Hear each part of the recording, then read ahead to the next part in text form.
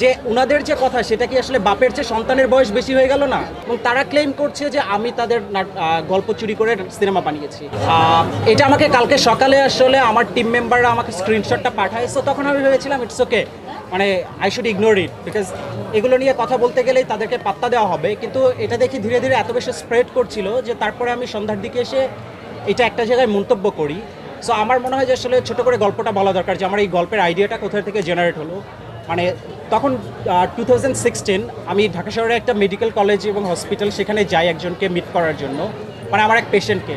So এখানে meet করতে গিয়ে আমি ওইখানকার হসপিটালে হিমাগারের গার্ডের সঙ্গে কথা হয়। সো ওনার লাইফের একটা সত্য ঘটনা, যেটা হচ্ছে যে উনি একজনকে ভালোবেসেছিলেন।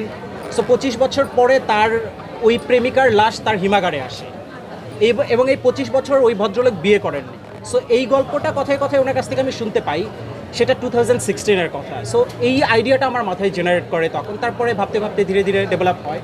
সো অদ্ভুত মজার ব্যাপার হচ্ছে যে ভদ্রলোক আসলে গল্প কপি করার ব্যাপার বা চুরি করার অভিযোগটা করেছেন, তিনি হয়তো আসলে টাইমটা কাউন্ট করেন নাই বা ইললজিক্যাল জায়গা থেকে বলছেন। লজিকটা যদি চিন্তা করতেন তাহলে এটা বলতেন না, বিকজ আমার এটা অনুদান 2020-21 অর্থ বছরে। সো তার মানে আমাকে 2020-এ তথ্য মন্ত্রণালয়ে সাবমিট করতে হয়েছে, এবং ডেফিনেটলি 20-এ সাবমিট করতে হলে তার আগে আমাকে গল্পটা লিখতে হয়েছে। সো সেটা ধরেন আমাকে 2019-এ লিখতে হয়েছে। সো 2000 আমি মানে আগের 2016-এর কথা বাদই দিলাম, অ্যাটলিস্ট 2019-এ আমাকে লিখতে হয়েছে। 2019-এ যে গল্প আমি লিখে 20-এ সাবমিট করেছি, এবং সেটা 21 সালের শুরুর দিকে এসে অনুদান পাই, এবং আমি 22-এর শুরুর দিকে শুটিং শুরু করি। ওনারা 22-এর শেষের দিকে এসে তারা হচ্ছে যে একটা নাটক আপলোড করে ইউটিউবে।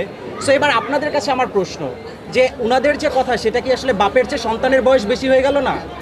মানে আমার যে গল্প 2016 আমি ডেভেলপ করলাম, 2019-এ এসে আমি তথ্য মন্ত্রণালয়কে সাবমিট করলাম, তারা 22-এ সেই গল্প বা সেই ধারে কাছের গল্পের কাছাকাছি একটা গল্প নাটক বানালেন, এবং তারা ক্লেম করছে যে আমি তাদের গল্প চুরি করে সিনেমা বানিয়েছি।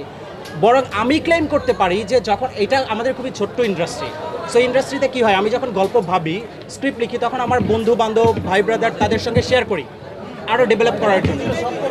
সো যখন আমি গল্পটা ডেভেলপ করছি তখন তো ডেফিনেটলি আমি আমার সার্কেলের আরও ডিরেক্টর, আর্টিস্ট, অন্য অনেকের সঙ্গে শেয়ার করেছি। সো সেটা শেয়ার করার পরে সেইটাও আরও 2-4 জনের কাছে পৌঁছায়। সো মানে আমি বরং এখন ক্লেম করতে পারি যে ওই ভদ্রলোকরা আমার ওই আইডিয়া আমার কোনো সার্কেল থেকে শুনে তারা 2022-এ এসে সেটা নিয়ে নাটক বানিয়েছে।